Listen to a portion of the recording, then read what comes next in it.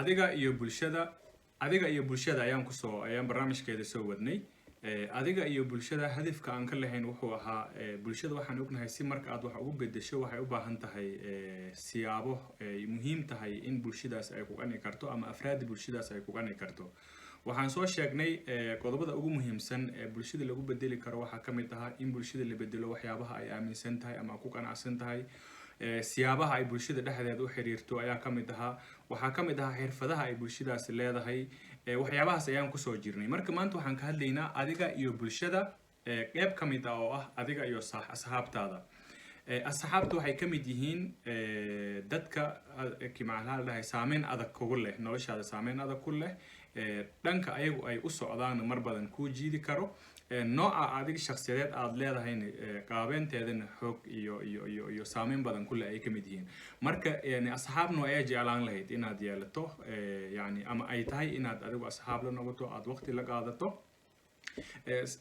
dadka ku saameeyo waxaa la yiraahdaa kow waxa ugu horeeya waalidiintaada ee ku dhalay ee ku soo korinayo guriga aad wada joogtaan ayaa ugu horeeyo waxa ku xiga waxbarashada goobta aad wax ku baranayso qaybta saddexaad oo ugu muhiimsan oo dadka saameynta ku leh noloshaada waxa weeye waa asxaabtaada marka shaacirka wuxuu lahaa qofka ha weydiinin anil mar'i la tas'al wasal an qarinihi qofka ha weydiinin ee asxaabtiisa weydii sababtoo ah asxaabta kale ayay ku daynayaan marka waxaan rabaa halkan inaan idinku sheego sifooyin asxaab aad ku dooran kartiin kow waxyaabaha asxaabta aad dooranayso waxaa ugu muhiimsan dadka aad asxaabta la tahay yani intay doonto horta ha tira yaraadeen markasta ay tiradooda yar tahay waa markasta ay saameynta aad isu geysanaysiin waxaa la dhahayay inay wanaagsanaato noqonayso laakiin markastoo asxaabtaadu tirada ka bataan noocyadooda kala duwanaadaan waxay keensanaysaa in saameyn xun adiga iyo shakhsiyadaadaba ay ku yeeshaan adigana sidoo kale dadka kale asxaabta aad tihiin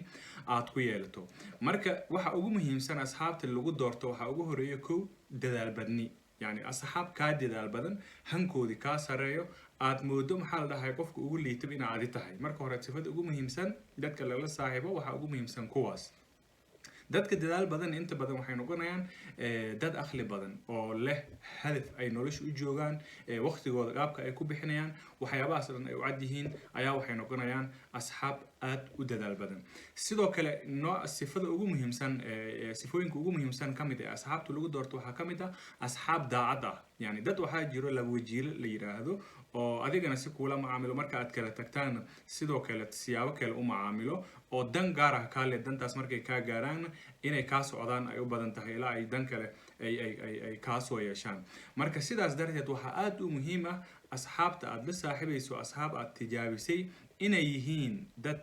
maxaa la dhahay niyadooda iyo banaankooda isku mid yihiin kuwaas ayaa sidoo kale asxaabta ugu muhiimsan ee lala saaxiibi karaa way yar yihiin waa sifadii hore aan usoo sheegnay asxaabtaada inay yaraadaan aan u dhahnay baa taas ah markastoo asxaabtaadu yar tahay markastoo asxaabtaadu ay dadaal badan yihiin markastoo asxaabtaada ay ikhlaaskoodii iyo juhdigoodii uu badan yahay way isku xirnaanayaan waxyaabahaas dhan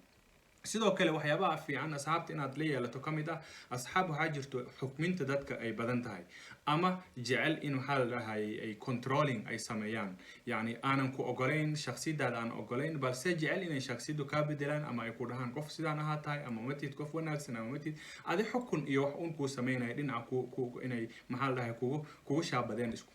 isku dayaya ayaa jiro kuwaasna waxaa fiican inaad iska ilaaliso markasta qofka asxaabta aad la yeelanaysa uu yahay qof furfuran inaad bani aadan tahay aaminsan qaldami karto waxyaabaha qaar kugu dulqaadan karo ayaa waxaa la yiraahdaa asxaabta aan dadka xukminin marka sifooyinka ugu muhiimsan iyadan waxaa ka mid ah asxaab aanan ku xukminaynin isku day in adigu asxaab la noqoto intaas ayaan kusoo koobayaa aan isku dayno in dadka asxaabta aan yeelanayno ay ahaadaan asxaab tayo leh nolosheedan saameyn fiican ku yeelan kara inay noqdaan tiradooda aad inay u yaraato ayaa aad u fiican sababtoo ah markasta dadka ay kugu bataan waa markastoo sifooyin xun ay soo gali karaan waaye aad u mahadsantihiin waxaan filayaa in wixii afkaar ah aad isleedihiin asxaabta kala kulanteen oo kale aad hoos inooga qori kartiin afkaartooda inala soo wadaagi kartiin dadka waxyaabaha aad maxaa la dhahay ku kala tagtaan ama ku wada joogtaan qaar ka mid ahna aad inala wadaagi kartiin ayaan rajaynayaa asxaabta ugu badan ee aad yeelan karto ee daacadda ah 3 ilaa 5 qof ay noqon karaan inta kale waxa way waqti aad wada qaadanaysiin waa kala tagaysiin laakiin dadku waqti badan iyo maxaa la dhahay waxyaabo badan wada qaban kartiin waa tiradooda aad ayay u yaraanaysaa aad u mahadsantihiin wasalaamu calaykum waraxmatullahi wabarakaatu